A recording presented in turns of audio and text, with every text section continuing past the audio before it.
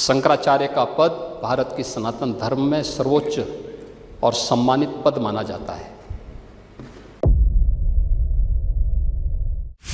मुख्यमंत्री का पद किसी कानून से ऊपर नहीं हो सकता। कोई व्यक्ति किसी कानून से ऊपर नहीं हो सकता। हर व्यक्ति शंकराचार्य नहीं लिख सकता। हर व्यक्ति हर पीठ के आचार्य के रूप में जाकर के जहां तहां वातावरण खराब नहीं कर सकता। और अगर वो शंकराचार्य थे तो क्यों आप लोगों ने लाठीचार्ज किया था वाराणसी में? मैं कहता हूं, क्या हर व्यक्ति अपने लिए मुख्यमंत्री बनकर के प्रदेश के अंदर घूम जाएगा? कोई भी मंत्री का बोर्ड लगा करके घूम जाएगा? कोई भी समाजवादी पार्टी का राष्ट्रीय अध्यक्ष बनकर के कोई घूम जाएगा? एक सिस्टम है, एक व्यवस्था है। भारत के सनातन धर्म की भी यही व्यवस्थाएं हैं। शंकराचार्य का पद भारत की सनातन धर्म में सर्वोच्च और सम्मानित पद माना जाता है, बहुत पवित्र माना जाता है। इस सदन की व्यवस्था आप देखते होंगे,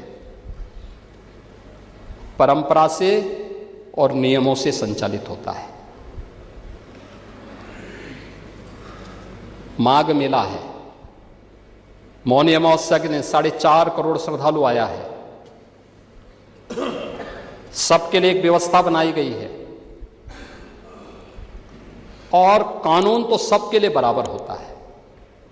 मेरे लिए कोई अलग कानून नहीं। अगर मैं अपराध करूंगा तो उसी कानून से मैं भी देखा जाऊंगा, जिस कानून से कॉमन मैन देखा जाएगा। मुख्यमंत्री का पद किसी कानून से ऊपर नहीं हो सकता। कोई व्यक्ति किसी कानून से ऊपर नहीं हो सकता। हम भारत के संवैधानिक व्यवस्था से जुड़े हुए लोग हैं और मेरा मानना है भारत के हर नागरिक को भारत के इस कानून को मानना चाहिए। भारत के अंदर शंकराचार्य की पवित्र परंपरा, जगत गुरु शंकराचार्य ने देश के अंदर 4 कोनों में 4 पीठों की स्थापना की। उत्तर में ज्योतिष पीठ की स्थापना, दक्षिण में श्रृंगेरी, पूरब में जगन्नाथपुरी, पश्चिम में द्वारिकापुरी। 4 पीठों के 4 वेद हैं,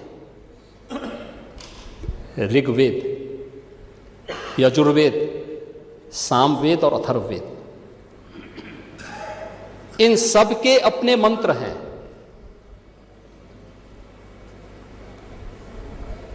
ऋग्वेद, इसका मंत्र प्रज्ञानम ब्रह्म, ये प्रज्ञा ही ब्रह्म है, ये इसका मंत्र है। क्योंकि बुद्धि की पवित्रता पर ऋग्वेद ध्यान देता है। यजुर्वेद अहम ब्रह्मास्मि, ये इसका मंत्र है, मैं ही ब्रह्म हूं।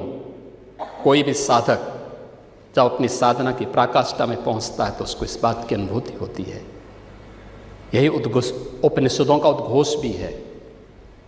सामवेद तत्त्वमसि, यानी उस आत्मा के बारे में तू ही वह है, यानी जिसको तू बाहर ढूंढ रहा वो तुझ में ही है। और अथर्ववेद अयात्मा ब्रह्म, ये आत्मा ही ब्रह्म है। ये 4 मंत्र हैं। आदि जगत गुरु शंकराचार्य ने अनिवार्य किया है,